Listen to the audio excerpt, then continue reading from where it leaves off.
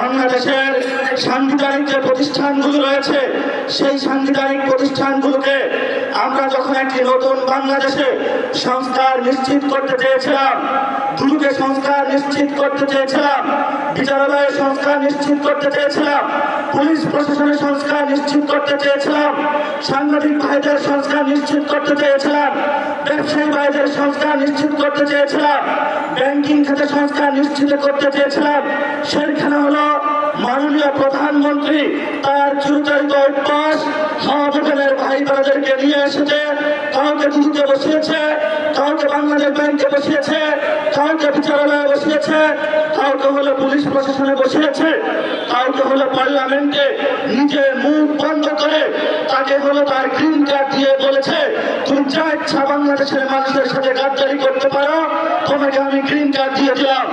এই যদি হয় জিয়াউর রহমানের সন্তানের ভবিষ্যৎ, এই সন্তানের ভবিষ্যতের সাথে বাংলাদেশের ভবিষ্যৎ যাবে না, যাবে না, যাবে না।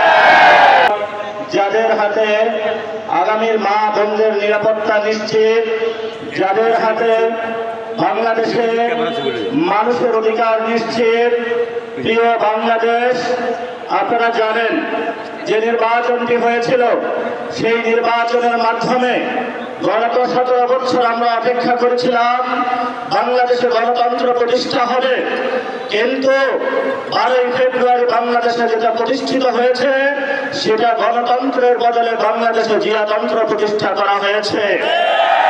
তারা আমাদের ব্যাংকগুলো দখল করেছে, তারা পার্লামেন্ট দখল করেছে, তারা বিভিন্ন জায়গায় দুদক দখল করেছে, সন্ত্রাসী কায়দায় 11 দলীয় জোটের যারা নেতৃবৃন্দ তাদের বাসায় হামলা চালাচ্ছে। জনগণের যে অধিকার রয়েছে, যেই ভিত্তিতে জনগণ ভোট দিয়েছিল, জনগণের হাতে এখন বালতি ধরিয়ে দিয়েছে, রাস্তায় সিরিয়াল ধরে দিয়েছে। আমরা যেখানে নিশ্চিত চেয়েছিলাম বাংলাদেশের মানুষ, ব্যবসায়ীরা নিরাপদ থাকবে, আজকে একজন ব্যবসায়ী আমাকে বলছেন 6টার পরে হলে দোকানে কাস্টমার আসে, 6টার পরে হলে সরকার আমার দোকান বন্ধ করে দিয়েছে। পেট্রোল পাম্পের সামনে গিয়েছি, একজন পাখা উবার চালক আমাকে বলছেন আমি বাইক চালিয়ে হলো টাকা ইনকাম করে আমার সেই গ্রামে বাচ্চাকে পাঠিয়ে থাকি, সারাদিন সিরিয়াল ধরে থাকি, যখন পেট্রোল পাম্পের সামনে যাই বলা হয় যে তেল নাই, আবার সন্ধ্যায় সিরিয়াল ধরি, আবার বলে তেল নাই, তাহলে আমি সংসারটা চালাবো কিভাবে? বাংলাদেশের সাংবিধানিক যে প্রতিষ্ঠানগুলো রয়েছে সেই সাংবিধানিক প্রতিষ্ঠানগুলোকে আমরা যখন একটি নতুন বাংলাদেশে সংস্কার নিশ্চিত করতে চেয়েছিলাম, দুদকে সংস্কার নিশ্চিত করতে চেয়েছিলাম, বিচারালয়ের সংস্কার নিশ্চিত করতে চেয়েছিলাম, পুলিশ প্রশাসনের সংস্কার নিশ্চিত করতে চেয়েছিলাম, সাংবাদিক ভাইদের সংস্কার নিশ্চিত করতে চেয়েছিলাম, ব্যবসায়ী ভাইদের সংস্কার নিশ্চিত করতে চেয়েছিলাম, ব্যাংকিং খাতে সংস্কার নিশ্চিত করতে চেয়েছিলাম, সেখানে হলো মাননীয় প্রধানমন্ত্রী তার চিরচরিত অভ্যাস হাওয়াবাগানের ভাই বোনেদেরকে নিয়ে এসেছে, কাউকে দুদকে বসিয়েছে, কাউকে বাংলাদেশ ব্যাংকে বসিয়েছে, কাউকে বিচারালয়ে বসিয়েছে, কাউকে হলো পুলিশ প্রশাসনে বসিয়েছে, কাউকে হলো পার্লামেন্টে নিজে মুখ বন্ধ করে তাকে হলো তার গ্রিন কার্ড দিয়ে বলেছে তুমি যা ইচ্ছা বাংলাদেশের মানুষের সাথে গাদ্দারি করতে পারো, তোমাকে আমি গ্রিন কার্ড দিয়ে দিলাম। এই যদি হয় জিয়াউর রহমানের সন্তানের ভবিষ্যৎ, এই সন্তানের ভবিষ্যতের সাথে বাংলাদেশের ভবিষ্যৎ যাবে না, যাবে না, যাবে না। বাংলাদেশের ভবিষ্যৎ যাবে উসমান হাদির পথে, বাংলাদেশের শান্তির পথ যাবে আমাদের 71-এর শহীদদের পথে, বাংলাদেশের ভবিষ্যৎ যাবে 24-এর গণঅভ্যুত্থানের শহীদদের পথে। যদি এই পথকে বাধা হয়ে দাঁড়ায় আমরা তাদেরকে প্রতিরোধ করতে প্রস্তুত আছি ইনশাআল্লাহ। আমরা সেই দিন শাহবাগে দাঁড়িয়েছিলাম, সরকারকে আলটিমেট দিয়েছিলাম, আমরা কালকে গৌরম বাজার যাচ্ছি, এরপরের দিন ফান্ডে যাচ্ছি, এরপরের দিন গণভবন যাচ্ছি, সরকার কর্ণপাত করে নাই। আজকে আমরা পল্টন হয়ে দাঁড়িয়েছি। আপনাদের জানাশোনা থাকার কথা, ইলেকশনের পরে আমাদের 11 দলীয় জোটের প্রথম প্রোগ্রাম বাইতুল মোকাররমে হয়েছিল। আজকে আমরা আরেকটু এগিয়ে সেখানে প্রোগ্রাম করেছি।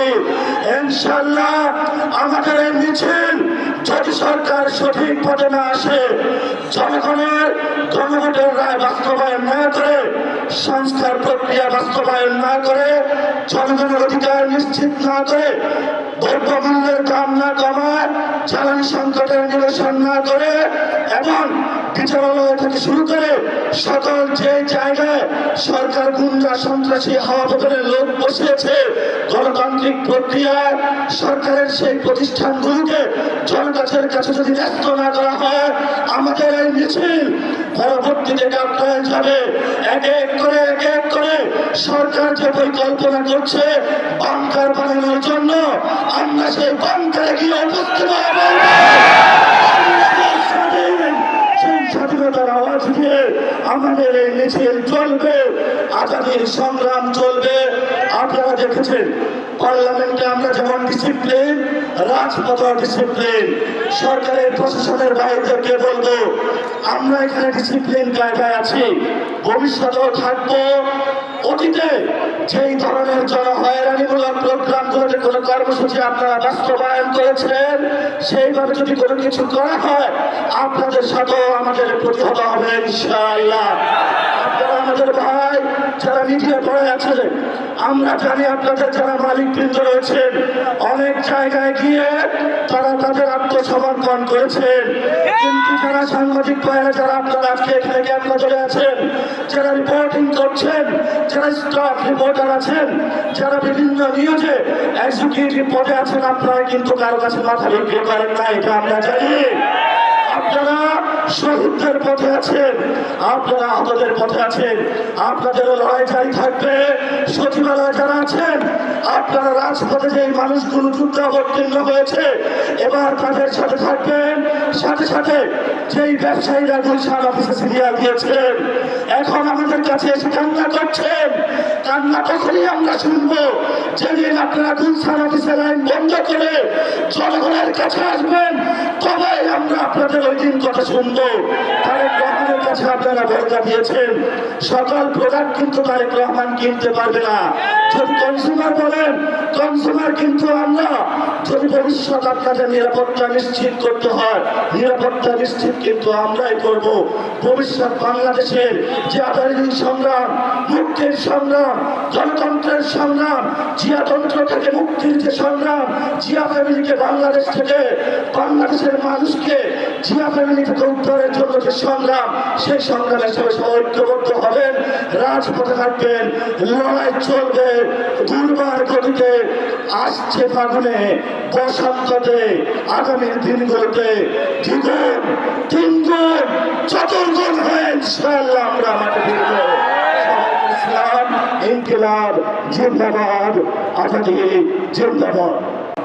আমাদের দেশের গ্রাম অঞ্চলে এখন গড়ে 12 থেকে 18 ঘন্টা পর্যন্ত বিদ্যুৎ পাওয়া যাচ্ছে না।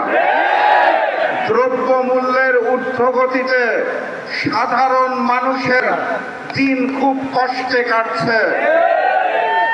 তেলের জন্য যেই লাইন প্রতিদিন দেখতে পাই, মানুষ অত্যন্ত কষ্টে জীবনযাপন করছেন।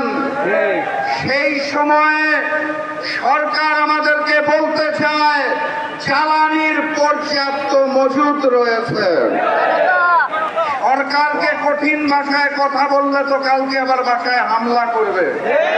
তাহলে সম্মানের সাথে, বিনয়ের সাথে বলতে হবে, মাননীয় প্রধানমন্ত্রী, মাননীয় স্বরাষ্ট্রমন্ত্রী, মাননীয় জ্বালানি মন্ত্রী, এতই যদি মজুদ থাকে তাহলে এত বড় লাইন কেন? এই মজুদ কোথায় রেখেছেন? নতুন হাওয়া ভবন কোথায় সৃষ্টি করেছে? সম্মানের সাথে বলা হয়েছে তো নাকি? আলহামদুলিল্লাহ। আর আজকের এই সমাবেশ থেকে স্পষ্ট ভাষায় জানিয়ে দিতে চাই, গণভোটের জনরায়ের আলোকে ওই জুলাই সনদ এই বিএনপি সরকার বাস্তবায়ন করবে না। অতএব তাদেরকে বাস্তবায়ন করাতে হবে। আর আমাকে যারা প্রতিদিন প্রতিনিয়ত হত্যার হুমকি দিচ্ছেন তাদেরকে স্পষ্ট ভাষায় জানিয়ে দিতে চাই, বাংলাদেশের মানুষের সাথে বেইমানি করে দিল্লির সামনে মাথা নত করে আপনাদের মতো প্রতিদিন ধুকে ধুকে মরব না। আল্লাহ নির্ধারিত সময়ে মৃত্যুবরণ করব, তার আগে পর্যন্ত ইনসাফের জন্য লড়ব ইনশাআল্লাহ। সবাই লড়াইয়ে প্রস্তুত আছেন? আগামী লড়াইয়ের প্রস্তুতি আছে? ইনকিলাব, ইনকিলাব, ইনকিলাব, ইনকিলাব।